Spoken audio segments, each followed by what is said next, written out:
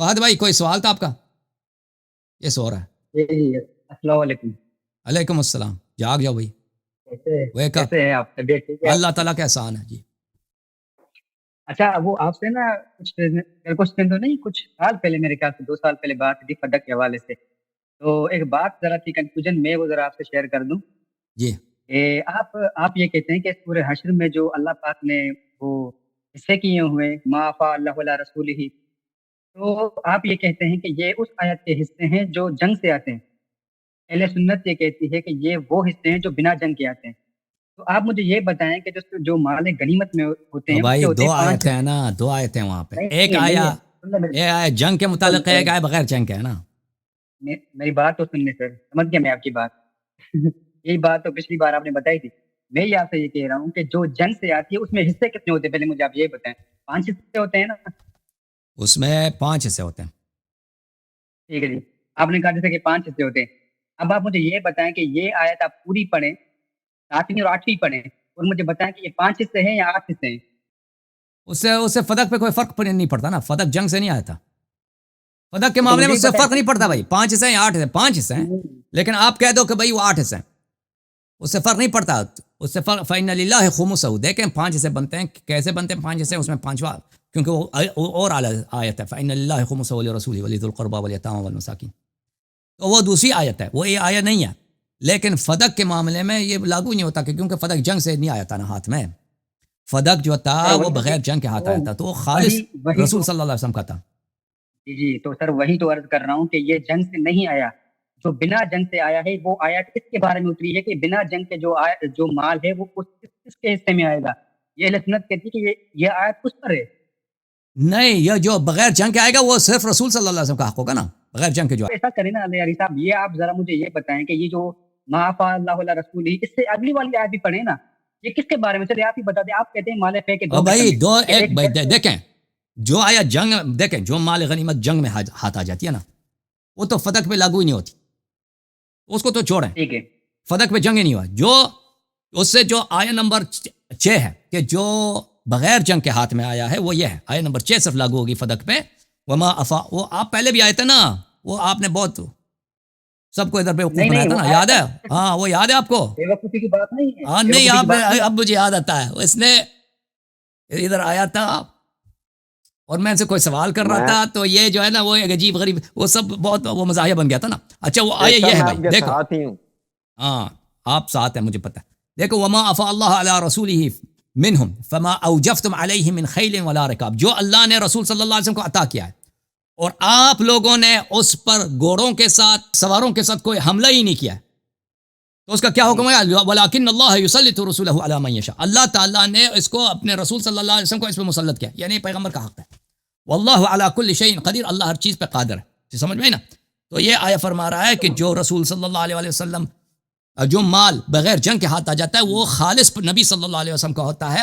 اس میں دیکھو اس کا ترجمہ کس طرح کیا ہے قرآن کریم میں، یہ ملاحظہ کریں، میں دکھا دیتا ہوں اس کا ترجمہ.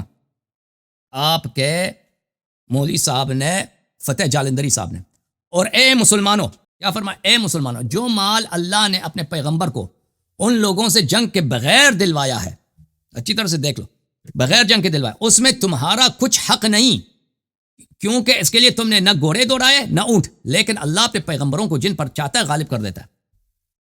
یہ عربی میں کہاں پر لکھا ہوا ہے؟ یہ عربی میں کہاں پر لکھا ہوا ہے کہ آپ کا کوئی حق نہیں اس میں؟ وہ مجھے الفاظ بتائیں. ہاں فما اوجفتم علیہ من خیل ولا رکاب. تو آپ لوگوں نے اس پہ کوئی گھوڑے نہیں دوڑائے، کیونکہ حق کیسے بنتا ہے؟ سن لو نا بھائی، پلیز سن لو، سوال کیا ہے نا، سن لو. آپ لوگوں نے اس پہ کوئی گھوڑے نہیں دوڑائے، کوئی زحمت ہی نہیں کیے، تو آپ لوگ نہیں کہنا کہ ہمارا حق بنتا ہے. ولیکن اللہ یسلط رسولہ علی من یشاء. اللہ تعالیٰ اپنے رسول کو جس پہ چاہے مسلط کر دیتا ہے. اللہ تعالیٰ رسول پہ اس پہ کوئی، اس مال میں کوئی تقسیم نہیں ہوگا، رسول اس پہ مسلط ہو گئے. دیکھیں میں اس کے علاوہ کنز الایمان جو ہے، اس کا جو ہے ان کا اعلیٰ حضرت جو ہے نا بریلویوں کا، اس میں نے بھی یہی لکھا ہے وما افاء اللہ علی رسولہ من خیل ولا رکاب. اگلے صفحے میں ملاحظہ کریں، اگلے صفحے کے فوق میں، اب ایک منٹ، یہ میں اپنے دشمنوں میں سے یہ مراد یہ بنی نذیر ہیں جو غنیمتیں حاصل ہوئے اس کے لیے مسلمانوں کو جنگ نہیں کرنا پڑی. اللہ تعالیٰ اپنے رسول صلی اللہ علیہ وسلم کو ان کو مسلط کر دیا. تو یہ مال حضور کے مرضی پر ہے، جہاں چاہیں خرچ کریں، ان کی اپنی مرضی ہے، جہاں چاہیں خرچ، لیکن ان کے یعنی ان کی اصل یہ ہے کہ ان کا ملک تلق ہے پیغمبر صلی اللہ علیہ وسلم کا، کیا ہے؟ ملک خالص ہے، ملک ان کا اپنا ذاتی بن جاتا ہے وہ، کہ جس طرح وہ چاہیں خرچ کریں. اور میں دوسرے آپ کو تفاسیر دکھاؤں، جامع البیان میں بھی ہے. صاحب وہ دیکھ لی تھی میں نے خاموش. پچھلی بار. میرا سوال ہاں، سوال آپ کا کیا بتاؤ؟ میرا سوال یہ تھا، ہاں میرا سوال پہلے سنتے لینا. میں یہ کہہ رہا ہوں کہ اس سے جو اگلی والی آیت ہے اس کا اس بات کس پر آتا ہے؟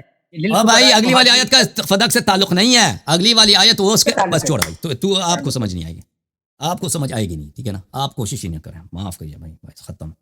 اگلی والی آیت وہ مسلمان کے لیے بھائی، وہ جو جنگ کے ذریعے ہاتھ میں آتی ہے نا اس کے لیے ہے اگلی والی آیت. اس کو کیوں کوٹ کر رہے ہو فدق کے لیے؟ ہاں نہیں، میری بات سنیے نا، میری بات سنیے. کہاں لکھا ہے سر؟ میری بات سنیے. آپ یہ کہہ رہے ہو کہ یہ آیتیں جو جنگ سے آتی ہے، ٹھیک ہے، آپ یہ کہہ رہے ہو. ہم یہ کہہ رہے ہیں جو جنگ سے آتی ہے اس کے اللہ تعالیٰ نے الگ حصے سورہ انفال میں کیے ہوئے ہیں، نہیں کیے ہوئے؟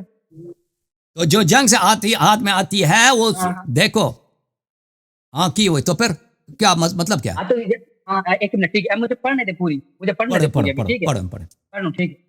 ما افاء اللہ وعلی رسولہ من اہل القرى فللہ وللرسول ولذی القربى والیتامى والمساکین وابن السبیل لا یکون دولة بین الاغنیاء منکم وما آتاکم الرسول فخذوه وما نہاکم عنہ فانتہوا واتقوا اللہ ان اللہ شدید العقاب.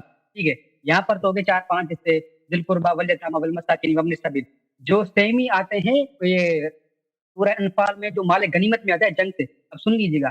اب مجھے یہ بتائیں، للفقراء المہاجرین اخرجوا، ضرورت مند مہاجروں کے لیے بھی. اب سن لیں وہ والے جنگ کے لیے. بھائی تم کیوں نہیں سمجھتے؟